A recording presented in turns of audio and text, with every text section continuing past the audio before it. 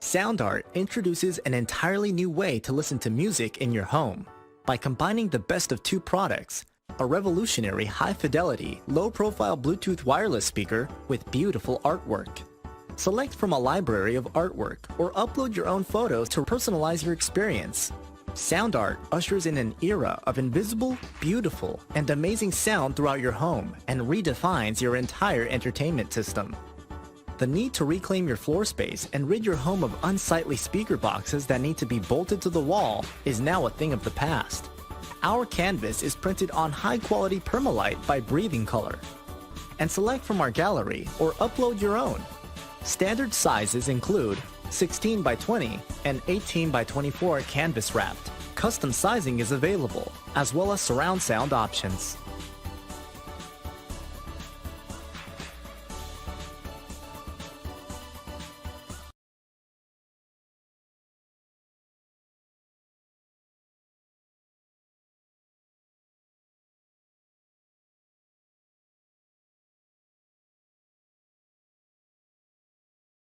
After months of quarantine, we're all interested in how we can become our best self. The team at Permanent Makeup and Cryo is here to help you get the flawless makeup look every day without the extra effort or time.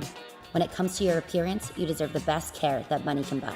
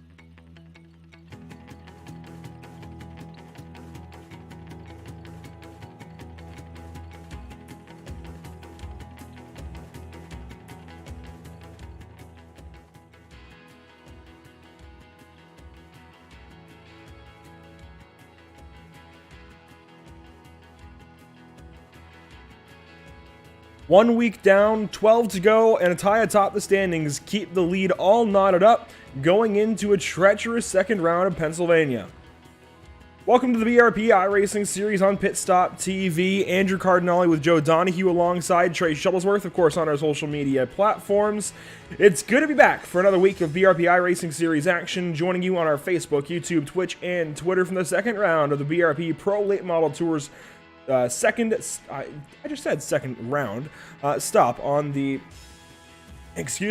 second schedule then of 2021 in the virtual Sarver, Pennsylvania. Lernerville is a favorite for some and respected by all certainly, though tonight the BRP iRacing series stars will be wishing they were anywhere else once they go toppling over that ragged edge, Joe. It's certainly a line that you do not want to cross. Of course, they'll be hanging their right rears out to dry all race long, but you've got to be really, really careful not to jump that cushion.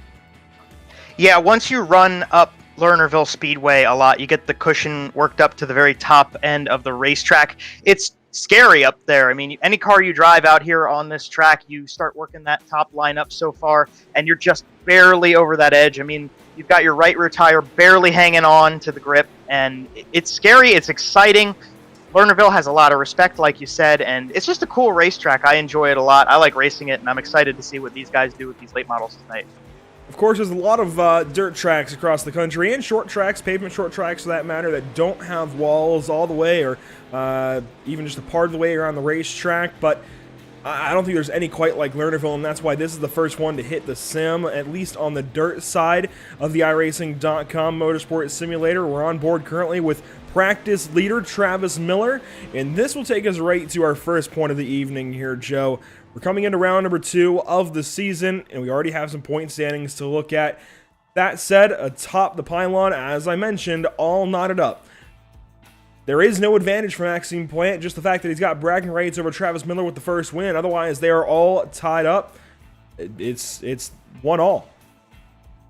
Yeah, so obviously Maxime Plant won last time we went out at Volusia, but Travis Miller put together enough points to stay tied at the top end of the board. Travis Miller last season tried to hold on as best as he could to the top steps of the podium in the championship.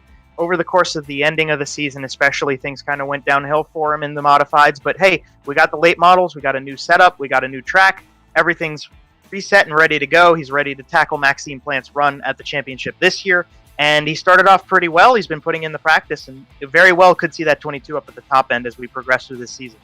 You drop a little further, you see some of the newcomers. Hunter Reeve there in 5th. We talked about him a lot last week at Volusia. Hunter Holberg, he holds himself in the top 10 coming off of a season that he's got to rebuild from. Of course, he is one of the usuals here in the BRP iRacing series. Gavin Eisel, a great start to the season, tied up with Hunter Reeve, the newcomer. Ryder Schrauf, one of the other new guys there in 10th, tied up with Alan Slight, one of the other new drivers in this field. You go a little further north, of course, you see Earl Jackson, Brett Fisher further towards the top. So a lot of new names mixed in with a lot of old names. I have no clue how this is going to go this weekend, or this evening rather, here at Lernerville tonight, Joe. But I'm looking forward to it. Of course, Lernerville is always a fun one. This is the 3rd time now that we've had BRP action from the Lernerville Speedway in Sarver, Pennsylvania. Let's take a look at that schedule, actually, for this season. We've got Limaland ahead after tonight, then Knoxville, Lanier, Bristol, and so on down the list. A lot of great racetracks on that list, and again, we said it last week, I'll say it again tonight. I like that we've got a standardized race distance, 40 laps all. Yeah, it does really keep up with the drivers. It makes things easier for them, that they kind of get used to having 40 laps to run at all these tracks. But 40 laps are very different at all these racetracks. I mean, 40 laps at Lernerville, 40 laps at Limaland, completely separate challenges. And I think that's going to give these guys a really great opportunity to kind of work through. Some guys maybe are a little better at the longer tracks. Some guys maybe better at the shorter tracks. Some place like Kokomo that's flat and fast around the top versus Limaland that's got a lot of banking up top and it works down progressively to the bottom. Stuff like that's really going to keep these guys working, through the field, that we're going to have new people up at the top end week in, week out. It should keep these guys in a really good fight throughout the whole season, that we get to see great racing every week. Absolutely. You mentioned, I like that you mentioned Limaland and Kokomo, those both being a quarter mile, and relatively close, I'd say. I'm not exactly sure how close Lima, Ohio, and Kokomo, Indiana are, but they're both in the Midwest, but completely different racetracks. They'll drive completely differently, and I'm looking forward to seeing how they do on either end of the schedule. Of course, you got Lakeland down there, USA International Speedway. That'll be interesting with these late models. Fairbury, that'll be a nice little bull ring as well. And then we end things out at Charlotte, like most dirt leagues should, I think. I like going to Charlotte as the finale. It's wide, it's fast, got a lot of racing room, and boy, does it get racy over the course of the evening. I'm looking forward to this season. How about you? And everybody else watching, I hope you guys are too. This will be a fun one. Practice wrapping up. About 4 minutes left to go. Travis Miller fastest so far on the dirt here in Pennsylvania. Brett Fisher second quickest. Randy Rockwell third. Let's take a look at the full practice order so far. And hey, 4th place. Joe, I bet you don't know quite yet, but we've got a birthday in the field. The Big Show turns another year older. Well, happy birthday, Randy. Hopefully you can bring home the grand prize tonight on your birthday. I'm sure there are people watching that maybe not all the time are with us here on PitStop TV just to support the Big Show. So to all of you, congratulations to Randy for surviving another year on this planet, that we can celebrate him, and hopefully he gets to celebrate with us later tonight. Happy birthday, Randy. Certainly a testing year as well, that's for sure. 2020 was something we all want to forget, but Randy Jerome makes it into 2021, and don't know how old he is, and we'll let that one slide. But he is just trying to actually slide up to the top side and get something going up there. I don't know, he entered really low into turn 1 that time through here in practice. You can see the track is all kinds of torn up. We've got this place completely dry slick in the corners, a nice slick line down the straights. And you're seeing the jumps, the whatever you want to call it, the roller coaster down the front stretch. It's going to get tough for these drivers this evening, Joe, especially these late models. I'm not really sure how they're going to do bumping around like that side by side. Yeah, it's going to be interesting. Like you said, and like you guys saw with Randy Giroux running down the front straightaway, it's bumpy over there. And I wheel with the sprint cars a lot in my free time. That's what I like. And I always have enjoyed with the sprint cars how much you can see in your peripheral and surroundings with the sprint car compared to these late models. I mean, I don't even want to know what it's like for these guys, that they've got this whole bodywork thing going on around them, all of the work that they have, like those pieces around them that are going to obstruct their view of the walls and the racing line, and also not being able to even see where your tires are. I think those sorts of aspects make this a lot more challenging behind the wheel than a sprint car in this game. So hopefully these guys kind of get it woed down and get it under control. These practice laps are very important right now. I think this is really important to these guys understanding how the track's going to age over the night, how they're going to be able to run the track when we get further into those 40 laps of that feature race we have. This is really good time to be watching to see who's getting the hang of things quickly and who's going to have a little bit of work to do, be in position to win tonight. Now, I'm not so sure we're going to get the track quite this worn out over the course of the evening. Only 40 laps the distance once we do go feature racing. But hey, we've been surprised before. It might be surprised this evening once more. We'll see how things go. Watching Ryder Shroud, Hunter Reeve, and Gavin Eisel go at it currently in practice. 1 minute to go, as you see top left of your screen. And boy, we've got a lot of the same names up towards the top. Travis Miller, Randy Giroux, Hunter Holberg up there as well. But then you've got Brett Fisher, Randy Rockwell, Tanner Correa. A lot of new names getting up there as well. So, again, a lot of unknowns this evening. Not really sure how tonight's going to go. I would not be able to form a DraftKings lineup this evening, I'll tell you what. Yeah, that's a really great point. I thought last week we kind of had an attack of the rookies. There were a lot of new names in this series this season that were doing very well. And like we mentioned with the points rundown, half of the people in the top 10, this is their rookie season with the series. So this is going to be a very interesting night. The guys in the field just getting used to working together out on the racetrack, racing against each other, and being very competitive for those rookies. So I think that tonight's going to be really exciting. It's going to be interesting to see how they rip these late models around the track tonight, especially considering we got some rookies, we got some old school guys, we got guys who maybe from the East Coast have more experience on Lernerville than others, but nonetheless, BRP is a great series and it should still be exciting. Watching quickly, one of our veterans of the series, Thomas Richard, turn a couple of laps here at the end of practice as things wrap up for these 20 drivers in attendance this evening. And I'm looking forward to seeing how heat races go. We'll take a look. Well, wait, no, I'm jumping the gun. We still got to go through qualifying, don't we? We'll take a look at time trials now from the Lernerville Speedway in Sarver, Pennsylvania, as we get ready to go. Well, not quite racing, but darn close to it. You see the track has been tilled up a little bit. It's been packed back down through the middle to bottom portion. Got some loose dirt towards the top. Let's take a look at some of our partners, though, real quick. Joe Donahue, let's take a look at some of the guys supporting the series, of course, picking the racing products, the namesake of the BRP iRacing series, Matt DeRitter Designs, Jam Performance, Costco Haulage, and Miller's Auto Detailing. Of course, some of the wonderful people involved with the series, and these BRP iRacing series events, nor the broadcast would not be possible without these partners on the left side of your screen now. And for that reason, we give them a big shout out as Gavin Eisel will go towards the top of the board for the first time this evening. He'll rip through 3 and 4 on the top side, try and get that lap in. Miller's going to go faster. What can Eisel do here across the line?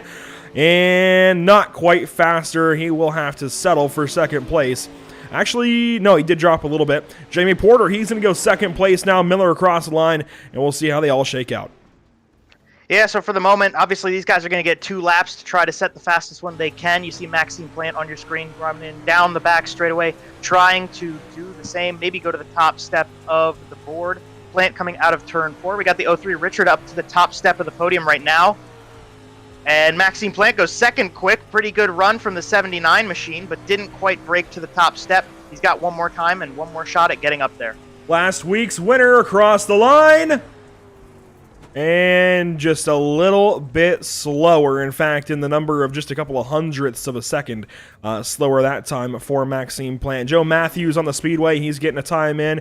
He will go in 19th quick, it looks like. Brett Fisher, he's also out here. We'll see how he does this time around. While he takes a lap, let's thank some of our partners here at PitStop TV. Tucson Sound Art, your picture, your music. Race Pace Setups, pick up pace with Race Pace. Permanent Makeup and Cryo in Maine, you deserve the best care that money can buy.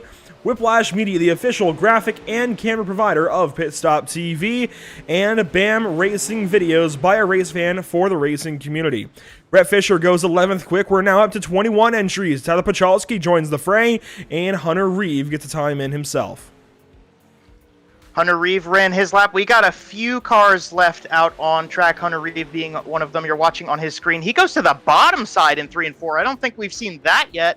Just trying to kind of get used to being down there, maybe try out the bottom side a little bit. Might be a good move to invest a little time down there. Thomas Richard now just running around the top side of the track, just working on some practice. And that's one of those really great things that we like to see here at PitStop TV. We love to see these guys just kind of use the ending stages of their qualifying time to get a little bit extra practice in, get ready for the rest of their race tonight. Qualifying wrapping up will send us into a few heat races. We'll have 3 heat races, 7 cars each, 8 laps apiece. Let's take a look at the lineup for heat race number 1 from Lernerville Speedway.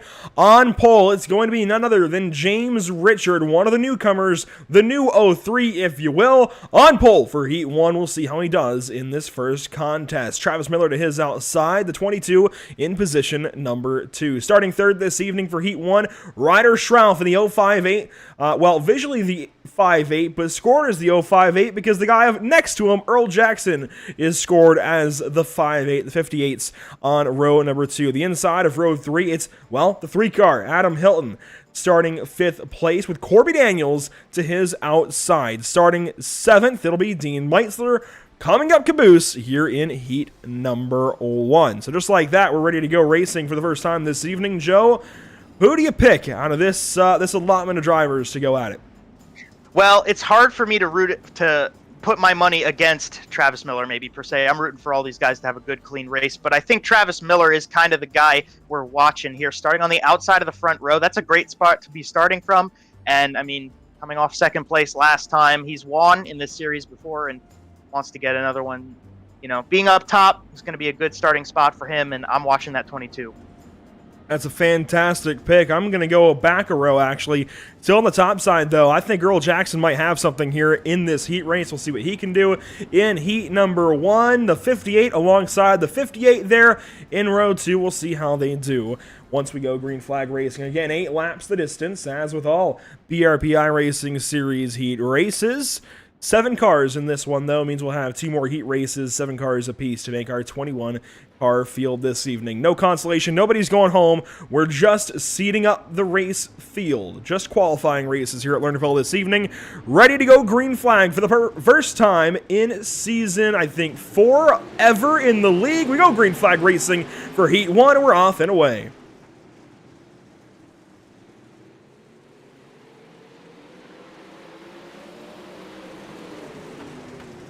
And all ready to complete lap number 1. Miller working that top side. Richard gets up high. Jackson working down low. And he brings the beef with him.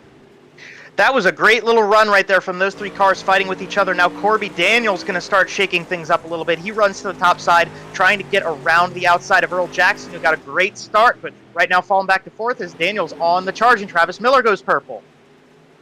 James Richard, don't know where this guy came from. Must be related to Thomas Richard. I mean, look at the similarities in the paints, and he is working that top side. He might be our new high side hustler, working that cushion, trying to roll up to the 22 car and grab himself a heat race when he might have a shot here into 3.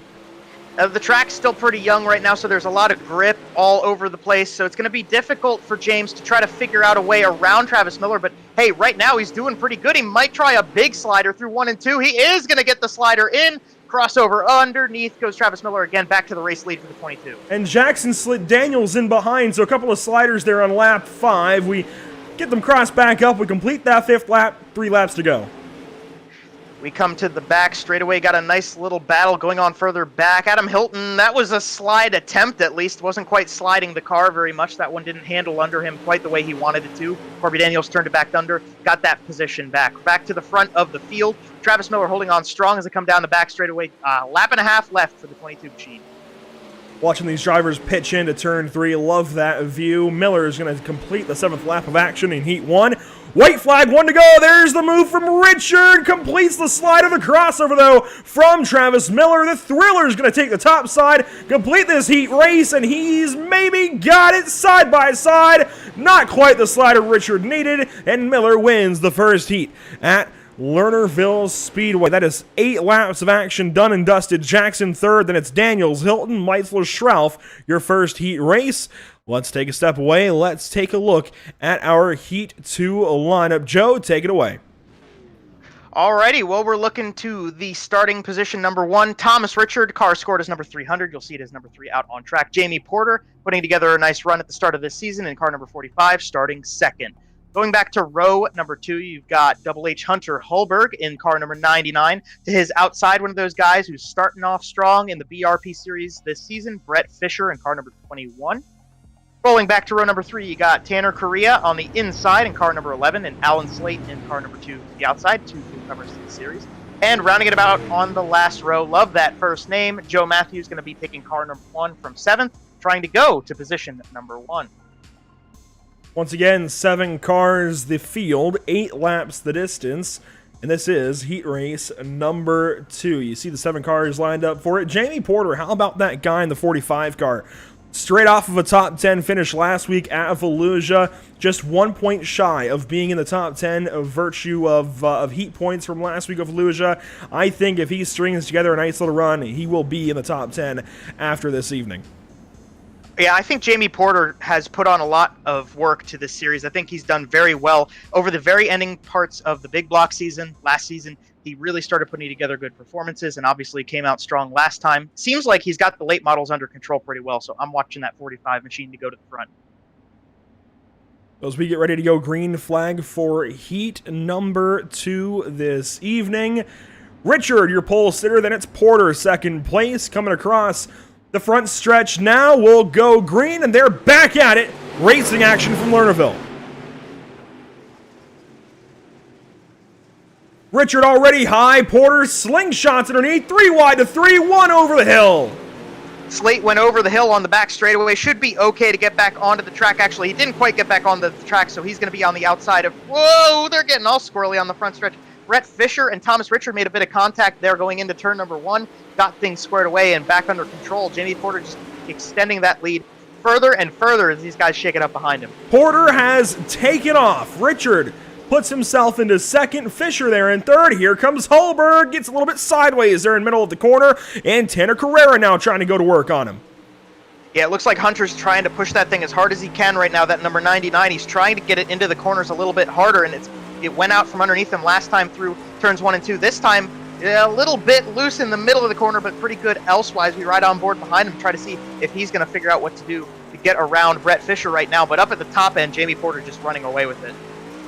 Riding on board with Correa. Now the move for Hunter Hulberg. Wild Bill down to the inside. Can't make it work on Fisher. Maybe a move now for Tanner. He's going to go inside and try and take that 4th spot away. Hunter Hulberg says, nope. What a move for Hulberg to hold on to the top side. We race into lap 6.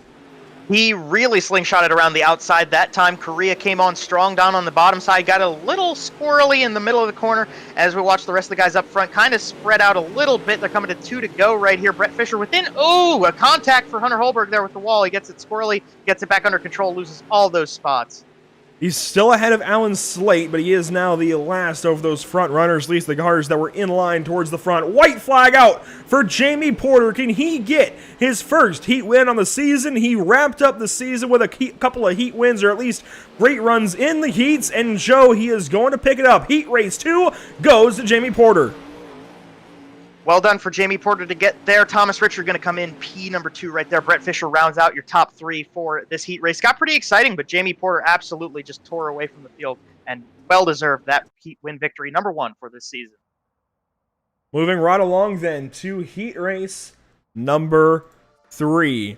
On pole, it's none other than the gentleman, Maxime Plant, with Gavin Eisel to his outside. Starting inside of row number 2, it's the birthday boy, the big show, Randy Giroux. Starting third, Randy Rockwell to his outside. Starting the inside of row 3, Hunter Reeve in the 44, Pat Reiser to his outside in the 33. And to round out the field, it's none other than Tyler Pachalski. Boy, did he have an interesting run 1 week ago at Volusia. Cars rolling off the grid. We've got more heat race action coming to you, Joe. Yep, and this one's going to be exciting. The track's slowly but surely getting worked in a little bit. I think we got a lot of really great stuff out of the track in heat number 2. So I'm looking forward to seeing what these guys can do. Rip around the top side, maybe dive low, get some sliders in again. It's going to be nice to see these guys. I'm watching Tyler Pachalski at the tail end of the field, be able to see maybe he can make some time up. Also watching Hunter Reeve. I think Hunter Reeve's going to be able to put on a good show for us here. I'm looking forward to this third heat race. Going to put you back on the spot here, Joe. We got 7 cars to pick from. Who would you pick to win this third heat race and possibly even win the feature here in a little while? Oh, that's tough. I'm looking at those front 2 guys. I do think Eisel's really strong in these late models this season, but Maxime Plant. It's hard to pick against the gentleman, but I think just for the sake of some fun, I'd put my bid on Gavin Eisel. Starting on the top side, that's a really great place to be, and I think Plant's going to give him a good run for it, but maybe, just maybe, he'll cut out away and take this one. Well, if that's the case, I got to get dipped down to row number 2. The birthday boy, Randy Giroux. We'll see what he can do from that third position here in heat number 3. Green flag coming at you. We are green from the Lernerville Speedway, heat 3.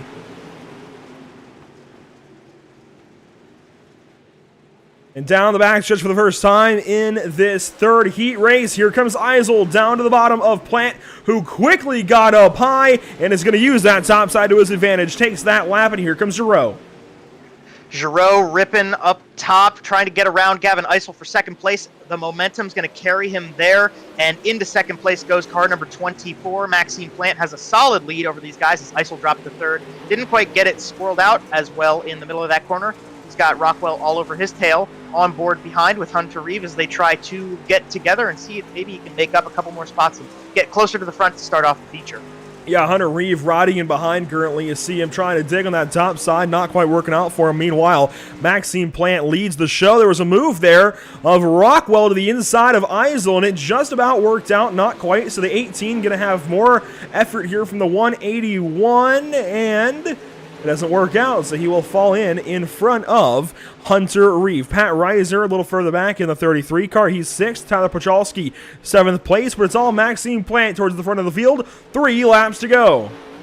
Maxime Plant is dialed in right now. Pachalski kind of fell off the tail of the field, had a little bit of a squirrely situation in turns 3 and 4 a couple laps ago, but right now Giroux's the only one who's really got any shot at getting together a run to put together for getting up to the top spot of this one. He's got Eisel right behind him, and I wouldn't count Eisel out of the picture just yet, but 2 to go, a lap and a half for the leader. Maxime Plant's got a really good stranglehold on this one, and sparing any incidents, I think Maxime Plant's got this one all but wrapped up. 1 lap to go then for the entire Heat 3 field. There's Maxime Plant leading into turns 1 and 2. He's got over 2 seconds back to anybody else. And out of turns 3 and 4 this time by. He's even going to get dipped down low. And Maxime Plant wins Heat number 3. Giroux is going to take second. Eisel doesn't make a move. 4th will be Randy Rockwell, then Hunter Reeve, Pat Reiser, and Tyler Pachalski. Your entire Heat 3 field.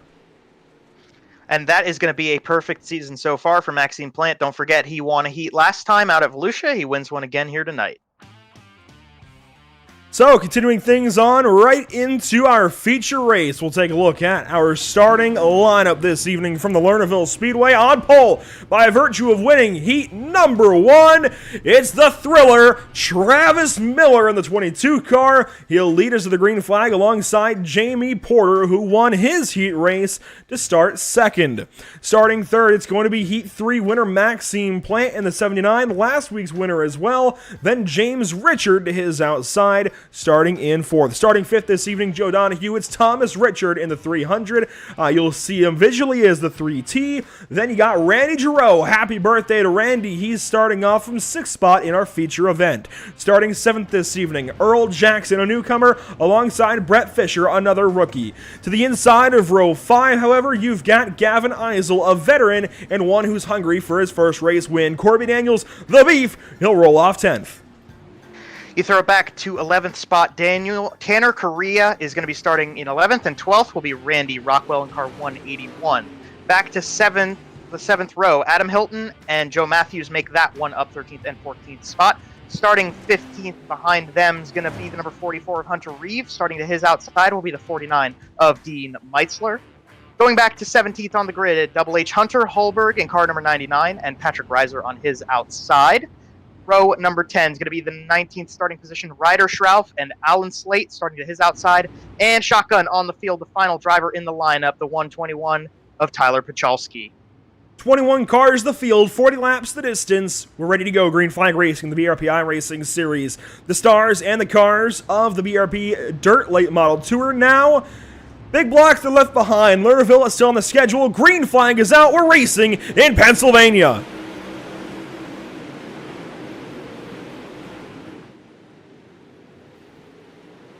Down the backstretch, one is off. James Richard in the yellow fence. Are we going to go caution flag? We do. We do have a caution.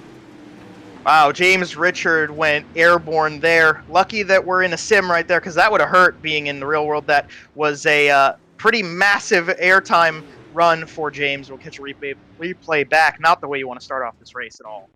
Not at all. We'll take a look back at it here for the driver of the 03. Brand new to the series, immediately off and in the weeds, literally, here in the BRP iRacing Series at the Lernerville Speedway. Down the backstretch, the contact and everything else will happen. We'll see what happens at a 2. He checks up, and oh, Giroux gets him sideways, up and over the jump, and he's off. You know what? That's a heck of a save. Given the circumstances, that's a heck of a job. I was going to say, it looks like James Richard has some experience with the Pro 2s here on iRacing, because he absolutely got that car under control and avoided a major incident there. Just looked like they got bottled up a little bit out of turn 2, being the first lap of the race. But good run for James. Props to him, and that was pretty impressive. That really was, and that'll give us a chance to re-rack and restack them, go back Green Flag Racing, just about as they started, sans the 3-car of James Richard. The other 3, he'll stay up here, and those Richards, they've got something figured out here in the BRP iRacing Series. We'll take our second green flag on just our second lap of 40 this evening from Sarver, Pennsylvania. You see everybody up as high on the racetrack as they can be. Green flag is out, we're digging. And Travis Miller dug hard. He got to the front end. Maxime Plant's going to go to the bottom side, try to slide up. He got second. Porter's going to run it around the top side, get back around him. A little bit of a blink out of the 45. No trouble. Travis Miller going to lead us through 3 and 4. Get this green flag lap in as the race leader. Out of turns 1 and 2, Giroux working the inside and starting to fall back. Plant gets on by. There goes Richard. Giroux slots in. It's your top 5 single file. Caution flag in the back. We got a couple cars getting things figured out. Whoa, Dean Meitzler getting a little bit of Pro 2 action in on us too. The 49 coming back over the berm. We'll catch a replay, see what caught Dean out in this scenario. That number 49 trying to trek up a little bit further up towards the front of the field, just kind of working on getting himself up there. So Dean Meitzler, you saw him start on the inside of Hunter Holberg right there. He's coming up and a little bit of contact before. We'll see if that has anything to do with the situation that sends Dean Meitzler over the berm. You see, he's from Pennsylvania, so might have a little bit of home field advantage right here, but he comes down the front straightaway. Oh no. Oh, man. All sorts of squirrel. He got up on the fence, got some contact from Holberg. That was a lot going on right there. Glad we took the chopper for that as well, because we would have lost him off on the far side of that jump almost. The banking, of course, in turns 1 and 2. Let's take another look at this here for Dean Meitzler.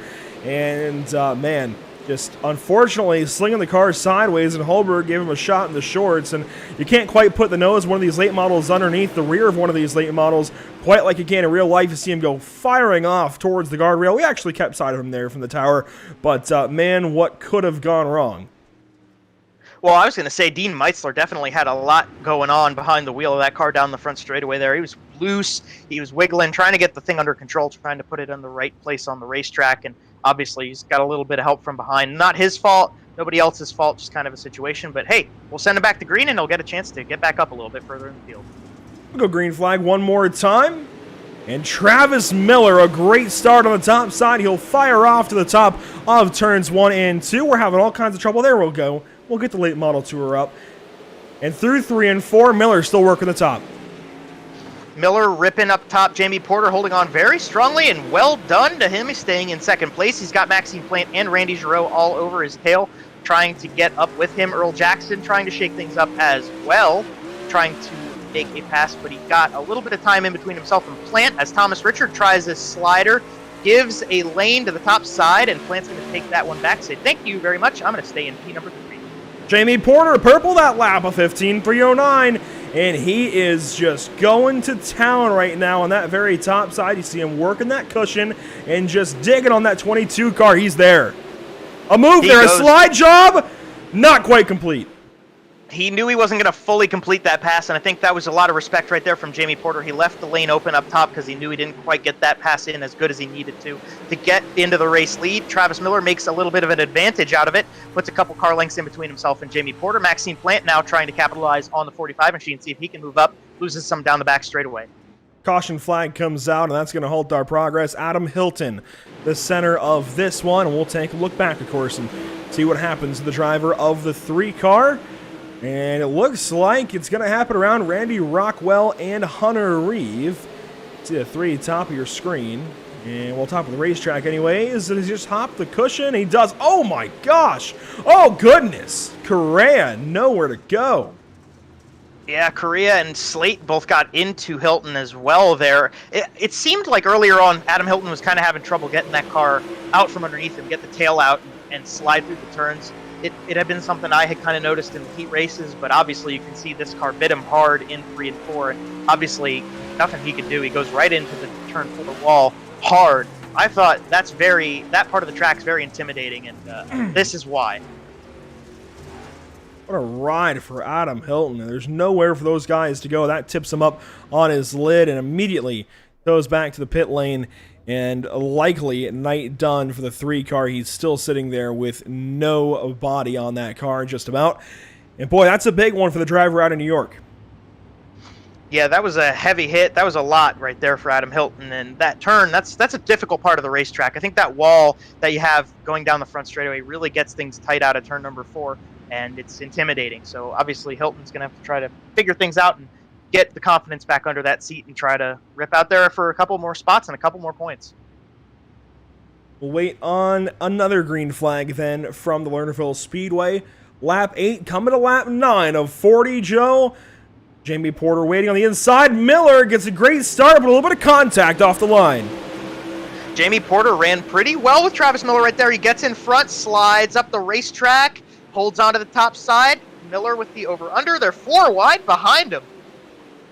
3, 4 wide and behind. Porter stacks up. We've got a big spin. Oh, that was tough. They keep racing, but a caution does come out. So we are under yellow. They're going to get this back under control. That was not what Jamie Porter wanted at all. Such a strong run so far for car number 45. And just got a little bit out from underneath and brought up a whole group of cars in the back of the field. You know, Joe, I dare say there was a little bit of contact there, wasn't there? We'll take a look back, of course, and see for sure. You see Porter on the inside, a little bit of contact between those two to get started. And he's going to make a great move to the bottom of turn 1, and that's the risk you take starting from the top if you're the race leader. Miller does get back alongside, though, and into 3 and 4, he takes command of the race lead once more. And, oh, Porter had gotten into Miller, checked up, and Giroux had nowhere to go. Oh, that's a tough break for Porter right there. Probably should have tried to hang on a little bit better with Travis Miller and avoid hitting the brakes like that, because that's the sort of situation that arises when you tap those brakes, even the smallest amount. But hey, props for that run in turns 1 and 2. That took some bravery in to make that pass down the inside of Travis Miller. But yeah, I mean, you can just see caught up, a little bit of contact, slows down a bit. Obviously, Randy Giroux had nowhere to go. So that will stop us once more. Travis Miller, though, still the race leader. And we'll see how this restart works out for him then. With Gavin Ives, no, that's Earl Jackson now in behind in second place. That's going to switch things up on the race leader. And I think that's the first time that Earl Jackson is going to be in that kind of position to take a race lead, possibly. Looks like we might be going single file, as the field is not doubling up, and pace car lights do look to be extinguished on the iRacing.com official pace truck, and they are. We'll restart this time under single file conditions. That's going to change this race up a whole lot. Hopefully for Earl Jackson, he's got another chance later in this race to come off of a caution flag and take advantage of second place. Green flag is out. We get back at it. 10 laps in the books. So we're a quarter of the way into this event. Earl Jackson now within striking distance of Travis Miller. Didn't quite work it out through 1 and 2. Maxine Plant might try to make a move. Goes down to the inside, slide to the top side. We see the 79 up top. The gentleman gets the slider done. Goes to P number 2. Trying to return the favor. Earl Jackson down to the bottom side. That got squirrely. That got interesting, but we got a yellow. Caution flag once more. Looks like Joe Matthews maybe with problems. No, I think this is going to be Hunter Reeve more than likely. I think Matthews already had his issues, and this is indeed going to involve a couple of Hunters in the field. Joe Donahue, this is not going to be a good one. Yeah, Hunter Reeve came off a really great performance last time. Same with Hunter Holberg, doing good to stay in that top 10, but Hunter Reeve, one of the rookies in this field. We see the restart here, so they come through turns 1 and 2. You got the two Hunters right beside each other, 99 and 44 down the back straightaway. See if there's anything to do in 3 and 4. Oh, it all stacks up again with Porter. Oh, yeah, that was neither of the Hunters' fault right there. Both of those Hunters just got caught up by that whole scenario that was happening in front of them. And is that... I don't think it's even going to start with Porter. That's going to start with somebody else. It's going to start with stack with Giroux, and Richard just gets into him. And there's nowhere for Porter or the other Richard to go. So Thomas Richard kind of gets into Randy Giroux, causes a stack up that ends up involving James Richard by proxy. Yeah, that's a tough break right there. Those two probably, I think it's fair to say they probably are related with those cars being very similar, same color schemes. But we don't and know everything. the relation. We don't know for sure. That is a good point. That's a good clarification to make. But yeah, just a tough break. I mean, Thomas Richard really strong in this series and obviously had some speed. Same with Giroux, got caught up early in that other incident, had to go back in the field. So those guys trying to get up to the front, that's not really what they want to do. Once again, a shout out to all the series partners here: Bicknell Racing Products, Matt Ritter Designs, Jam Performance, Costco Haulage, Miller's Auto Detailing, as Travis Miller gets another great launch off the restart. We're back racing. Travis Miller got a good restart. I wouldn't say quite the same about Earl Jackson. Looked like he got a little bit into the apex too soon through turn 4. It didn't really hurt him too much. He's hanging on to third place pretty well. Got Gavin Eisel behind him. Caution's going to come out. Ryder Schrauf for joining the racetrack here.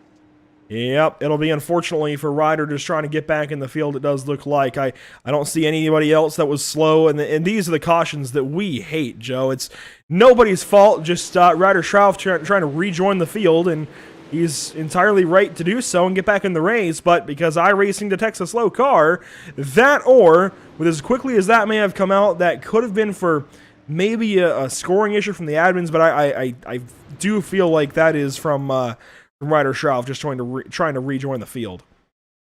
Yeah, I believe that's what caused this yellow, which is a tough break because all these guys, they get off a good restart, nothing's going wrong, and Schrauf's just trying to get back out on the racetrack with them, and obviously, iRacing goes, hey, no, and then we got ourselves a yellow, but it does allow Ryder to get to the tail end of the field and have the opportunity to get a good restart in, which is something maybe he can benefit from, and just gives him a good shot at trying to make some positions up. And we're on board here with Ryder as he paces along once again with the pacing field, and you have to wonder when that one's going to get fixed, I'd say, Joe. Yeah, that's a good point. We work through this program, and iRacing does a really great job. Everything works really well with this program. There are a couple bugs every once in a while, but no harm, no foul. This one, we'll get another restart. We'll get these guys squared up in a way, and hopefully we get a nice restart out of it, so I get some good racing for you guys watching.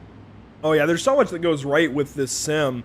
It's just unfortunate that there are those kinds of hiccups and those kinds of things that you really can't work with. They're just working against you. And yeah, I mean, again, you hate that for the field. You hate that Ryder Schrauf just trying to rejoin us is the reason for a caution flag and a stoppage of action. But hey, we pause for a minute, let these guys get reset. Maybe a chance for Maxime Plant to do some more planning here as to how he's going to get by Thomas Richard once again. Green flag out. We're back racing. Travis Miller got a great restart there. Maxime Plant holding on. It looks like Earl Jackson and Gavin Eisel both go to the bottom side. Gavin Eisel, one of those guys who likes to play catfish and go to the bottom side of the racetrack often. He goes a little bit lower than everybody else in 3 and 4. Right now we got a nice little battle for 5th place going on. We got James Richard down on the inside of the big show. Birthday boy Randy Giroux on the outside. We're on board right behind him. Jamie Porter trying to work his way back through the field on the top side now of James Richard into 3 and 4, and still just working that top side and behind Giroux and Rockwell. He's going to go on by Richard lap 16 now of 40. Porter ripping up top very nicely. You look back a little further, Brett Fisher, Alan Slate, they're fighting behind. They've got Korea right there with them. Fisher doing the very, very bottom side of the racetrack. One of the few guys to dip that front left tire into the grass as they're getting a little squirrely up ahead. Rockwell and Eisel with a little bit of an interesting situation. And I think we got a yellow back out on the racetrack here. We got Pachalski around on the front stretch.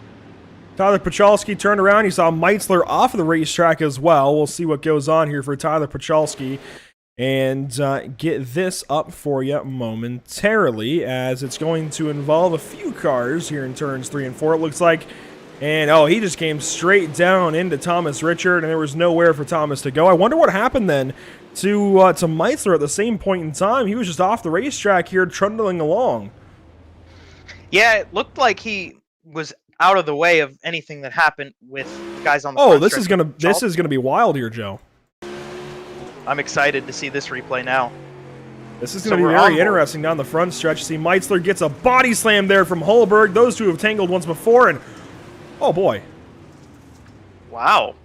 That's not what I expected to see in the replay at all. Dean Meitzler just kind of gripped up on the entry to turn 1 and up and over in a late model. Not something we see incredibly often, but apparently Dean Meitzler went for a wild ride.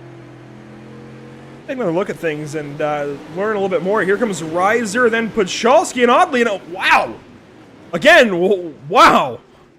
All right. That's an interesting one. Definitely got pushed over there, Dean Meitzler did. Pachalski kind of coming on strong behind him, and obviously Meitzler tried to get that thing under control. Stayed to the top side of the racetrack when the leaders came through, which is very respectable as well, but tough break for him. This is something you don't see every day on the iRacing.com sim. The entire field stopped here in turn 1. I'd imagine we're waiting on that guy there, the iRacing.com pace truck, and we get formed back up, we get rolling once more, and we'll reform our pacing field. Yes, that was kind of interesting. Not something we've seen before with these guys out on the racetrack, but they let the pace truck go around and catch back up. They got to stay behind it, so may as well just hold up and let the guy do the work behind the wheel of the pace truck to let them sit and get squirreled, get put back together, get squared up, not squirreled up, and get ready for this next restart. We'll see if pace lights extinguish. It looks like they have. Looks like we'll stay a single file. This now lap 17 of 40, Joe. And if you can't pick the top 2, if you've got to pick somebody for the upset, who's it going to be? This is a really good question. I would have said Jamie Porter if he was getting on a little stronger, but I think Eisel's in a good spot, and I'm honestly watching Earl Jackson. I think Earl Jackson's got a good shot in 3rd place, or 4th place, not just because he's in 3rd place as they go back to green flag racing on the front stretch, but because he's been trekking on strong last week at Volusia and here tonight. We're back yellow already, and it's going to be a problem with Tyler Pachalski, and we've got the same issue. Yeah, just trying to get that 121 machine back out onto the racetrack to compete with the rest of the guys here, and Tyler brings out the yellow, going a little slow. I mean, can't blame him. He's going slow because he's coming out of the pit lane, but, you know, yellow flags come out for the racetrack having a slow car on it, and unfortunately just one of those quirks with iRacing that we're, got to deal with for the night and hopefully get squared away and don't have to worry about it again. I think he'd have been better off just firing off in front of the whole field before they got restarted, to be honest. And that's not something I would ever say otherwise, but that does. I mean, he's just sitting there and, well, brings out the caution flag just because he's trying to get back in the field. Yeah, I mean, you can't blame Tyler at all for that. Obviously, he comes out, he spends his time, he spends his money to be a part of the BRP iRacing series and just wants to get out and race with these guys. And, you know, it's a tough break, and it's not something anybody wanted to see. You get kind of pent up, ready to go for a restart, and then the yellow flag comes back out. Not really something as a driver that you enjoy, so definitely not purposeful from Tyler, but hopefully these guys can keep their heads cool, keep their heads on their shoulders, and put together a nice restart again and give us another good race. I think that moment before they actually went green, he'd have been better off just firing off and hitting the banks and hitting the track with some speed to avoid the caution flag. I really do think that, oddly enough, that would have served us a little bit better. So we will keep working against those kinds of issues. We'll keep working against some of the little run-ins these drivers have had this evening. We'll get back green flag racing hopefully this time through. Lap 17 of 40. We'll take 18 once we go green. Maxime Plant, he's just got to reset. And, you know, at this point, we've seen it so many times, Joe, where the race leader gets all of these opportunities to just keep perfecting his start. But hey, maybe Maxime, he's been a restart king lately. Maybe he can figure something out from second place. Coming to the green flag once more. We're back off and away. And Maxime Plant, he keeps with Miller, but not in an opportunity to do anything. Eisel, though, down to the bottom side of Jackson. We've got a race for third. Yeah, I was about to say, the guys in the top three right now are the top three from last time. Obviously, the top spot and second place are switched right now, but Gavin Eisel trying to change that, running the 18 car way to the bottom side as the rest of the field comes down the front stretch here. We're watching him fly by on screen. Miller has been holding on very strong, but if there's anybody I don't want behind me to worry about as the leader, it's probably Maxime Plant. I would have to agree. The 79 now bearing down on the 22 car of Travis Miller. We've got one around. We've got two around. Oh, halfway point of this race, James Richard and Jamie Porter on the front stretch. Porter seems a little upset, maybe even too. Yeah, I can't tell if that was intentional to drive over in front of James or not. We might get a chance to find out, though, I tell you what. Catch this replay back. Jamie Porter came on very strong at the beginning of this race. Got squirreled up a little bit. Has been running well in that 45 machine. Just trying to trek it on with James Richard, Randy Giroux, and it looks like he got a little bit. He got a little bit better run than Giroux did off of turn 4, but I mean that was James Richard getting a little squirrely there on his own, and obviously just collecting JB Porter. I don't know if this is purposeful right there, what happened on the front stretch, but I think Jamie, you know, as a driver, has a little bit of a right to be frustrated with this situation. He had nothing to do with it.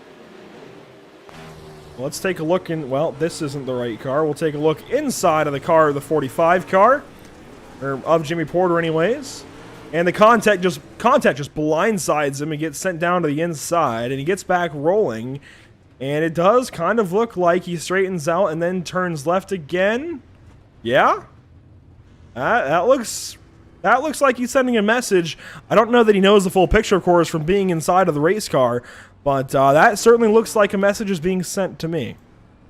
Yeah, that's always one of those things. I mean, we saw it on the screen from the outside of the cars. Jamie didn't, so we got to give him that benefit. But at the same time, I mean, you got to keep your head cool. And, you know, obviously he has a right to be frustrated. I think that's completely fair. But, you know, you can't worry about that guy too much. You got to worry about yourself, worry about driving your own race. And Jamie gets an opportunity now as they go back to green flag racing to do so. Travis Miller gets a good restart. Plant not as hot, but stays right on him in 1 and 2. And that was a great move for a moment from Earl Jackson. I kind of just got stopped up there in my mind because I saw him working to the inside of Plant, and it almost worked out. We're now to the far side of halfway. Lap 21 complete of 40. In the top two, boy, they've got something going on. Yeah, Miller's got that car hooked up, but Maxime Plant knows how to get around a racetrack in the mid stages of its age. As right now they're holding on to each other right nose to tail down the front stretch again. Travis Miller been holding on, but Maxime Plant's going to be going to the bottom side, slides up in front of him, and a race down the backstretch, drag race into turn number 3. Miller's going to slide Plant back, maybe a crossover this time for the 79, not quite, and Maxime Plant can't quite defend that move now. Miller's going to defend the slider into 1, and Plant's going to have a great run out of 2, but a caution comes out. That was an excellent run for Maxime Plant right we there. just don't have a chance to get going. We got a junkyard going on in turns 3 and 4 right now. The leader's got to get up and over the berm to avoid contact. Oh, that's not a good situation right now. And we'll take a look back at this caution flag. Looks like it's going to involve Thomas Richard and company. See, Matthews was sideways, Reiser in there. He's racing around the beef. Jamie Porter's in it. Or, well, in this area anyway. He's in the proximity, and oh, Richard was in deep, checked up, and nowhere for Porter to go at that point. Shroud gets in, Pachalski, and how Thomas Richard wasn't beached, I will never know. Yeah, Thomas Richard, that was a tough break, but lucky he didn't get caught and get beached, that he'd have to get somebody to help him out a little bit or something to get back on the racetrack. You're riding on board with Richard. This is a lot going on right now for these guys in the midfield right now. There's a lot of battling going on, and obviously Richard gets into turn number 3 a little fast. Pretty good run. Reiser right in front of him, and then obviously just kind of got pent up, and the rest of them came running in very quickly, and pandemonium ensues. And all of this stuff afterwards, the leaders are trying to come by. Of course, they're already on the top side. Plant gets a little bit of damage. And, boy, that's not what you want at all for your race leaders coming up on an incident. Yeah, that was scary for them. I'm sure they were getting a little nervous seeing that. And then, obviously, everybody's sitting in front of them. And then they're not sitting, they're moving now. So you have to kind of react to that now you've got dynamic interference in front of you from those cars. That's not what they needed or wanted at all. A little bit of damage for Plant. Hopefully it doesn't hurt him much. Waiting on the green flag once more. There it is. They fire off. They get back green flag racing. And just like that, again, Miller, the race leader. Miller dives to the bottom side, something we haven't seen Travis do much in this race. He opens up the top side. Oh, boy, that cut was big. Maxime Plant hit the grass. That car gets out from underneath him. He doesn't get it turned, and he doesn't get the run on Travis Miller, who's now got a big lead up at the top end. We got a battle for third going on. Gavin Eisel still holding the bottom side, trying to get around Earl Jackson for third place. And Joe, that's race changing. The fact that Plant tried to go down to the basement, it didn't work. Got the wall, I think, and had to go up the racetrack and save that race car. That could be all the difference up at the top 2. Now you're watching side by side for third. Jackson up top, Eisel down low, and that's going to go the way of Earl Jackson, it looks like. 5th place, that's the birthday boy, Randy Giroux, sitting in 5th, bringing Randy Rockwell on with. And not a whole lot changing up front. Jackson now working the bottom side on entry. And, well, he had some for a moment, but starts to lose it that time through.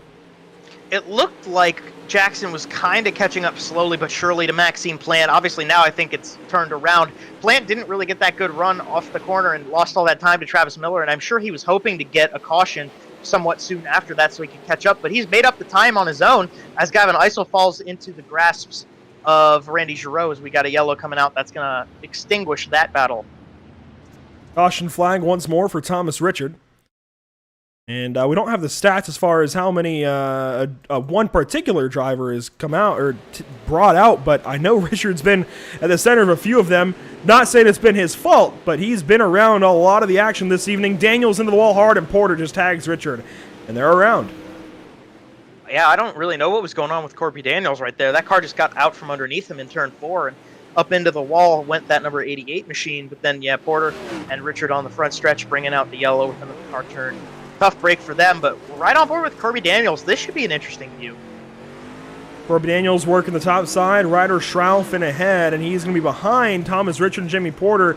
He's up top, just kind of putting along and overcorrects. Boy, we've seen that already tonight. Yeah, we've seen cars hit that turn 4 wall, and you know that's not something you want to do. Thank goodness this is a sim, because that's the type of thing that people could get hurt with if you actually get into that sort of situation. Good thing for them, but still, I mean, you're holding on to these wheels, these sim wheels, and you could hurt yourself with your grip on the wheel if you get into the wall too hard. So hopefully, Corby Daniels still good to go and everything's clean for that 88. He can try to trek on and get a couple more points out of this race. So we'll come around to another green flag, just over 10 laps to go. And again, a big shout out to our partners here at PitStop TV, Tucson Sound Art, Race Pace Setups, Permanent Makeup in Cryo in Maine, Whiplash Media, and BAM Racing Videos. Green flag once more, lap 29, coming to 30, and Travis Miller's got a handful. Travis Miller has been dealing with Maxime Plant for a long time now. He's got Earl Jackson maybe making some noise. peak to the nose to the inside of the 79, but the gentleman still holding on strong to Travis Miller. They come by the line again, 3/4 of the way through this race. Go time maybe for Maxime Plant. He looks to the bottom side. He's got the lead for a moment, side by side. Miller runs back on by. Meitzler's in front. They've got lap traffic already, and oh boy, this could change things up. Dean still on the bottom side, gonna let the leaders go on by, and we'll keep racing now to 9 laps to go. Earl Jackson working the bottom, and that 58 suddenly coming alive. 3 cats fighting for this one. Earl Jackson got a really good run through the bottom side of 1 and 2. Maybe he's going to use that to his advantage. Oh, the leader's getting close in front of him. Riding on board, best view in the house to see that battle for the race lead off the front end of this 58 machine. Their nose to tail for the lead. He's trying to figure out where the best spot on the track is for him. Earl Jackson to get into this fight as well. Car coming out onto the racetrack. Jamie Porter going to go to the bottom side, let the leaders through on the outside. And I like what Jackson's trying to do, and that might work off of a restart. If they were double file, it might work for a slide job. Jimmy Porter now down low, but what Earl Jackson's doing is not going to help him make that ground up that he needs to now make up. He's losing way too much time doing it. He's got to find a line that works. Plant down to the basement, up to the attic, completes that slider. Now a crossover from Travis Miller, and he's going to send it back into 3. Another slide job for the 22 car. Gets that lead back, keeps it within the bounds of the racetrack, and he takes that race lead back. Maxime Plant saw that coming. He set up a good run into 1 and 2 this time to go back bottom to top and gets past again. A nice little battle right here going back and forth between Plant and Miller for the race lead. In through 3 and 4. Miller, oh no! My goodness! That was scary. Wow. That was, I don't even know how to respond to that. That caught me off guard. That was frightening for the leaders, I'm sure. And that was Dean Meitzler all wadded up in the outside wall momentarily. Thankfully, kept that car out of harm's way, but boy, oh boy, that could have been dangerous for these guys. I want to watch this from Travis Miller's onboard. You see Meitzler up ahead, and just all on his own. Oh my gosh. Yeah, that car got tight, and he couldn't get it turned through turn 4. Goes up into the wall, got caught in the wall, I believe, and obviously Travis Miller leading the race does not need that in front of him. Tough for Dean Meitzler. Very lucky break for Travis Miller and Maxime Plant that car didn't come back out onto the racetrack in front of them. That could have been way worse for those two. Inside of 5 laps to go. In fact, we'll have 4 once we go back green flag racing. That'll be a 10th of the race to finish things up. So we're 90% complete then here, Joe. With the way these two have been battling, it could get fun, it could get exciting, but it's going to take a second for the 79 to get back up to the 22 off of the restart if we've learned anything, because Travis has these restarts down to a science, and he just might pick up another BRP win. It's been a little while for the driver of the 22, but he's going to take a shot at it this evening. Takes a stab down to the bottom side once more, gets a great lead for 1. Nice run through 1 and 2, opens up a couple car lengths in between himself and the gentleman. Right behind him, Eisel trying to find a way around Earl Jackson. Those two kind of battle for 3rd place. They come out of turn 4 again. Plant on a charge, though you can see how quickly the 79 makes up time. Jackson's still working the bottom in 1, and it's just not going to happen for him.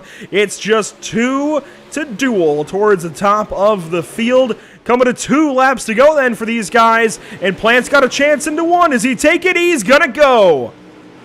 Plant goes way low, absolute send to the bottom side of the racetrack for Maxime Plant. Travis Miller drives around the outside of him. Through 3 and 4, Plant's out of reach this time. Going to have to get that car off the corner fast and try to catch up. The white flag's going to come out for these two. One more chance for him. Maxime Plant throws it to the top side of 1. This might work out for him. A lot of momentum towards turn 3. He's going to have a shot down to the inside. Miller blocks way down to the inside. Maxime Plant tries to make a move and up out of the corner. The thriller, Travis Miller, thrills at Lernerville. That, I am speechless at that finish. That was such a good run Maxime Plant got out of turn 2. He got lucky. He got lucky that he could figure that turn out and he could make that run down the backstretch, and it almost worked out for him. Just wow. I can't believe that. Yeah, I don't even know what to add to that. I mean, what a good run for those two. Those guys made it so interesting all night long, and just doesn't disappoint. BRP just doesn't disappoint. That was an incredible finish to a really, really interesting race. One that took a little while. Boy, did it pay off in the end. Travis Miller. What a finish. Joe, have you ever? No, I have never. That was incredible. We'll take a step aside. We'll be right back to you in post-race then with the BRP iRacing series. Don't go anywhere. Travis Miller gets it done in exciting fashion here from Lernerville. Maxime Plant, the gentleman, second place. And Earl Jackson, boy, he's working something out for himself. Third place 2 weeks in a row. We'll be talking to all three momentarily.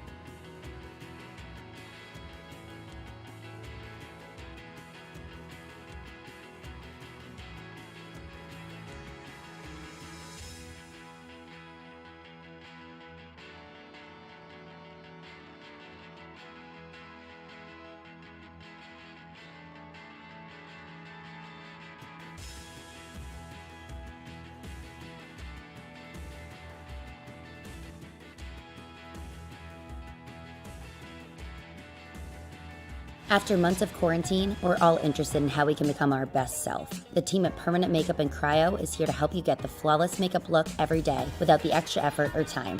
When it comes to your appearance, you deserve the best care that money can buy.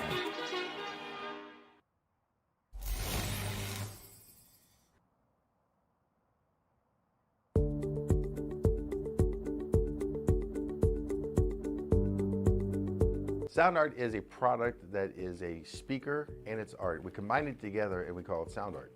What makes it so unique that any picture can be your speaker? Sound Art gives you the high quality sound without the ugly speaker. This isn't a picture with a speaker, the picture is the speaker. Just imagine your wedding picture uploaded onto a canvas and now it's speaking 10,000 tunes. I mean, it's a very cool concept. What we like so much about it that you can take anything that means something very special to you, upload it on the canvas, have it hanging up in your room, your balcony, wherever you want to put it, and now it's a speaker. I mean, how cool is that? It's something that we have that and no one has. No one has this product. It's just a great gift to give anybody. It's just a neat concept. Around here we say, art never sounded so good.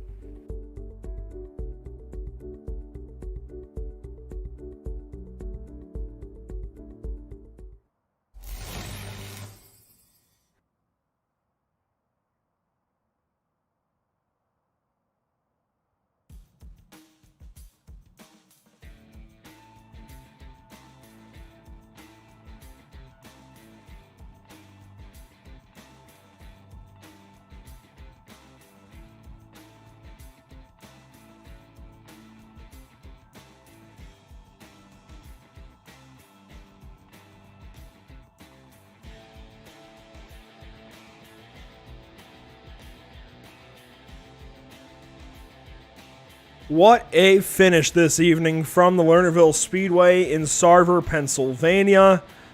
Still in utter disbelief over what we saw with the top two this evening in the BRP iRacing series, specifically the Pro Dirt Late Model Tour. Joe, it was a fantastic one. It was a nail-biter. It came down to the end, and boy, was it exciting. Travis Miller, the thriller, boy, did he ever thrill this evening, taking the race victory. And for the first time in quite a while, I get to introduce Travis Miller as a BRP iRacing Series race winner. Buddy, you finally get one back, and boy, was that fun to watch. Yeah, finally. It seems like it's been a year or so now, but yeah, it was nice. It's nice to finally get one, and I was just nervous with all those cautions because I knew Max was right behind me there, and it looked like he was better the longer the run went on, but if it was a short run, I could kind of distance myself a little bit. And there was a point halfway through the race where I got like a nice second and a half gap, and I thought if it just went green, I could probably keep that up. And then the caution came out and kind of took that away. But all in all, we came home with it, so that's good. get 29 laps led en route to victory, or somewhere about that. I think it was probably a whole lot more, but with the caution flags, scoring gets a little bit wonky. Speaking of those caution flags, what were you trying to do on the restarts? What were you able to learn on those restarts, and how were you able to keep Maxime behind you? Yeah, I just knew that the top was going to be dominant early, and I thought that the bottom would come in like towards the end of the race, but it never really did the way I thought. I mean, the second to last caution, I think I went to the bottom there on the restart, and I really just didn't have anything on the bottom, so I just went back to the top and just stayed up there. I knew that Max was going to try and throw some sliders, and at the end of the race, coming to 3 and 4 there on the last lap, I knew he was going to throw one. I knew he was going to throw a slider because that's what I would have done. So I just tried to block it as best I could without completely chopping him off, and luckily we were able to come away with enough momentum off the corner to take the win. Speaking of all those sliders, how do you hold your composure lap after lap, slide job after crossover? How do you do it? Honestly, I was just kept my my finger to look over at the left side of my car to see if he was actually going to throw one or not. And when I saw that he would dive down there, I would just kind of check up my corner like 2 feet early, and I would just kind of dive underneath him and get a better run, and then I would slide him back in 3 and 4. There was a couple of times we did it a few laps in a row. I think if it would have stayed green, we kind of could have went back and forth for a few more laps there. It was getting fun, but it's always fun racing with Max. I know that I'll always drive clean, and I'll do the same to him. And luckily, we were able to come up one spot ahead of him this week, and hopefully we can keep it up. Well, congratulations this evening, getting it done, and I would imagine vaulting yourself ahead of Maxime for the points lead as well. Who do you have to thank? Who do you want to shout out? Yeah, I just got to shout out Beef and Beef Esports. We had a couple pay races this week that we were able to win some money off of, so that was fun. Just got to thank him for putting on the league too. It's definitely stressful. Matt from MDR Design, he was doing the race control tonight, and that can get pretty hairy during the middle of the race with guys yelling at you and stuff, just the way it is. So shout out to him for doing it for us. It's always good to have that, and just got to thank Gaston's and Miller's Auto Detailing, the 17 Sea Crews watching at home, which is pretty cool. It's always fun to just talk about it later early, and my girlfriend's watching too, and thanks for you guys for putting this on. It's always a good time.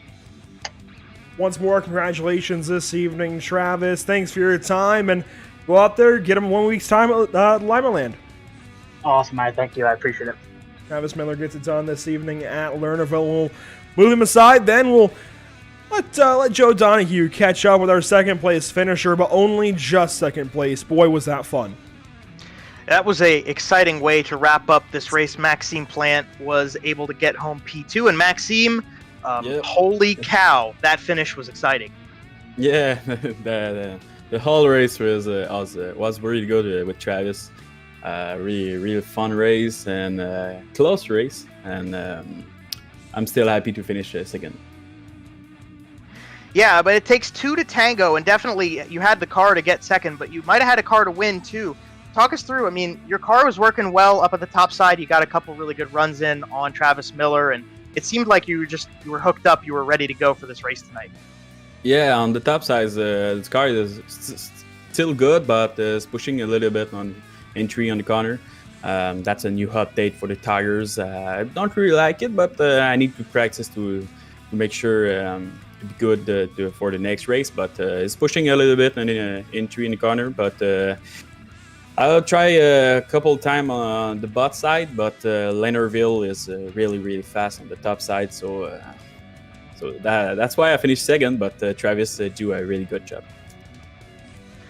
Definitely so, and you guys were shaking things up all race long. It was very exciting. It looks like you two might be the favorites for a little bit of a rivalry, a little bit of a head-to-head for the championship.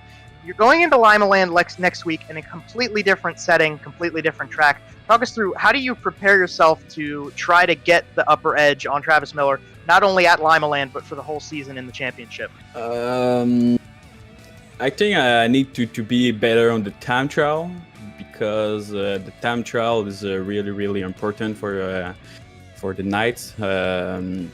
Because if you can start in front for the feature, you have a better chance to figure out in the front. So I think as 3 on this time trial, but the difference is if I do better, I can start in front. Tonight I think I start 4, so 3 I think. So that's why I still I stay behind Travis.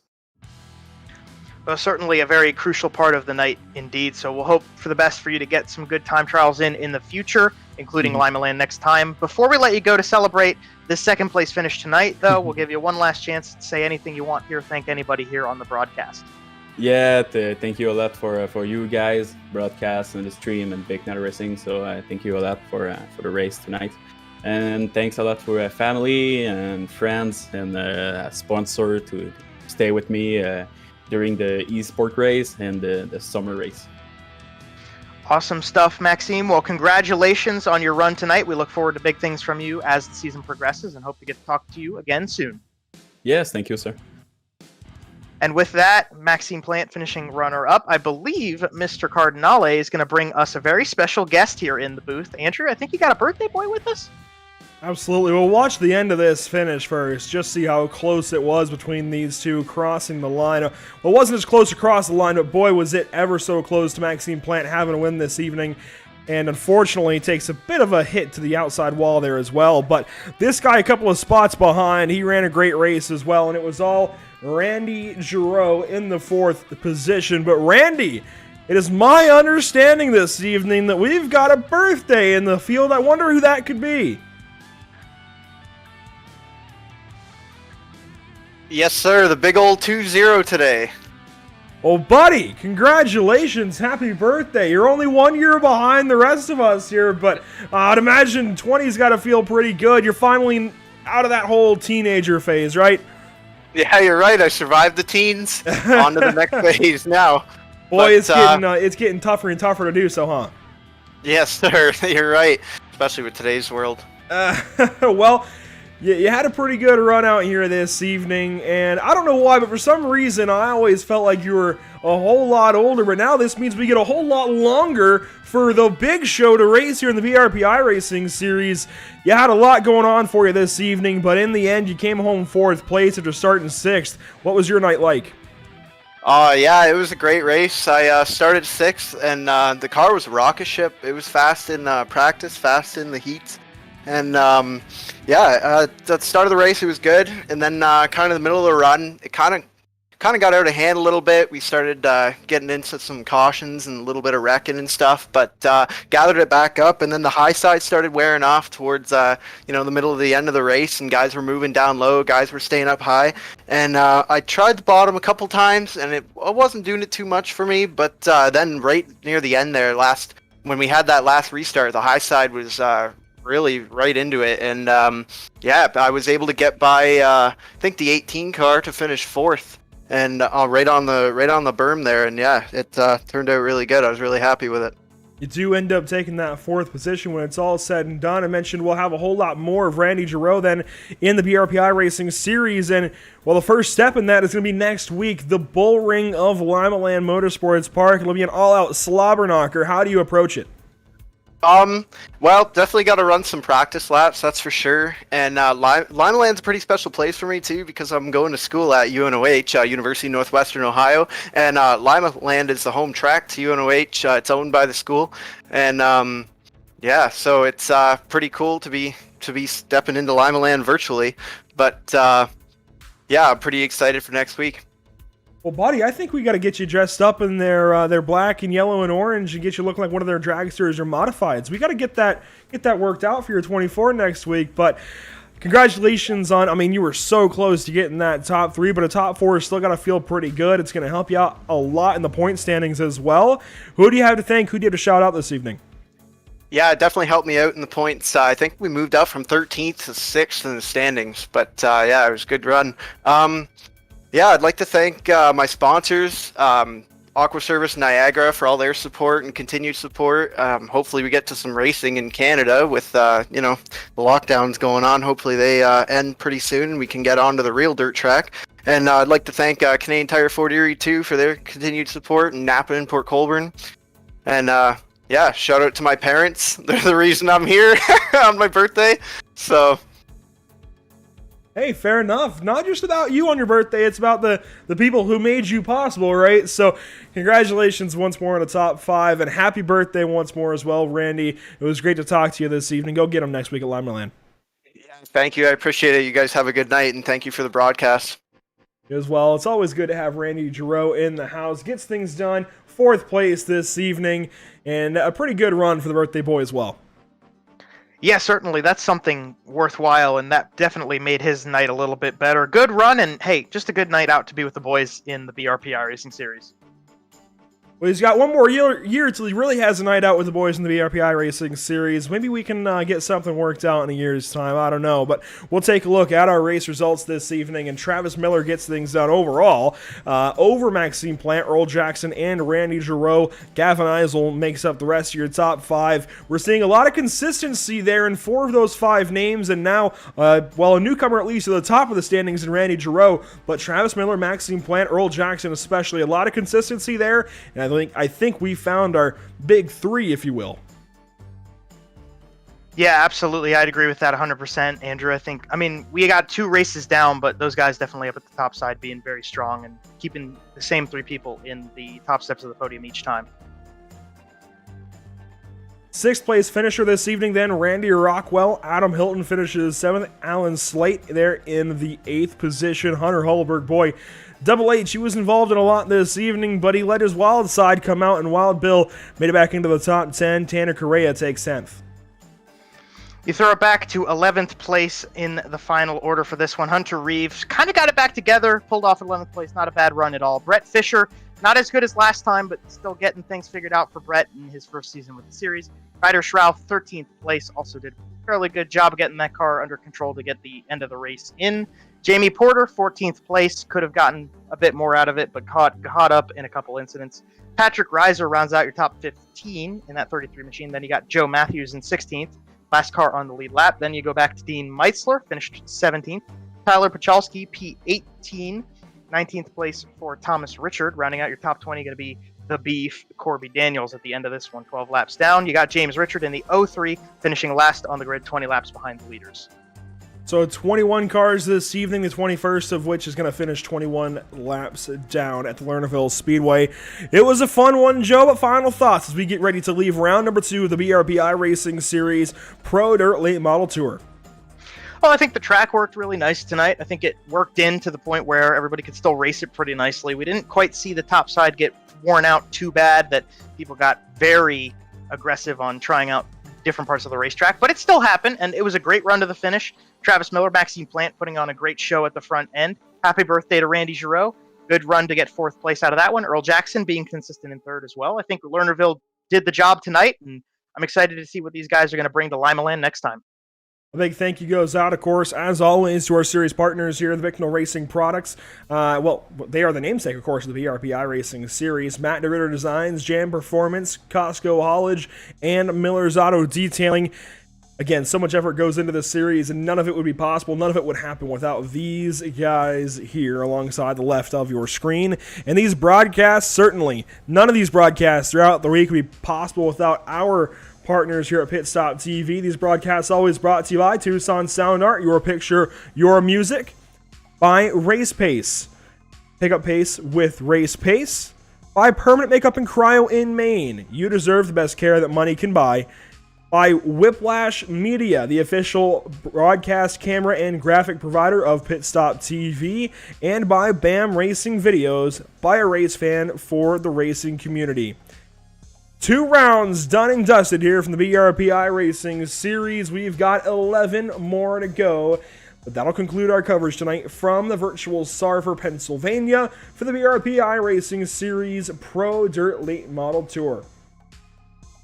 We at PitStop TV thank you for tuning in and joining us for tonight's action. We hope you enjoyed tonight's broadcast. The channel stays active weekly, and you can catch a variety of racing throughout the coming days, from Norfolk, Kentucky tomorrow to Wednesday's BRP Asphalt Modified Tour, round number 2 at Lanier, and so much more throughout the week.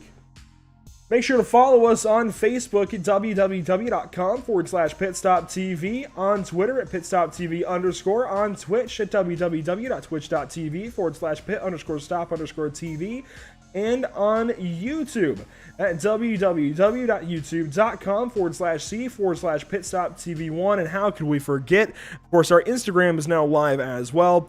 Pit_Stop_TV. You can find our Instagram posts over there. For all of Pit Stop TV, Joe Donahue beside me on the mic this evening, Shrey Shuttlesworth on our social media duties. My name is Andrew Cardinal IV. Thank you so much for tuning in this evening. Make sure to join us again tomorrow evening, though, for the Nork iRacing Series from Kentucky. We'll see you next time. The BRP iRacing Series Dirt Late Models are back next week at Lima Land. Don't miss it. Monday night, 8 p.m. Eastern. We'll see you there.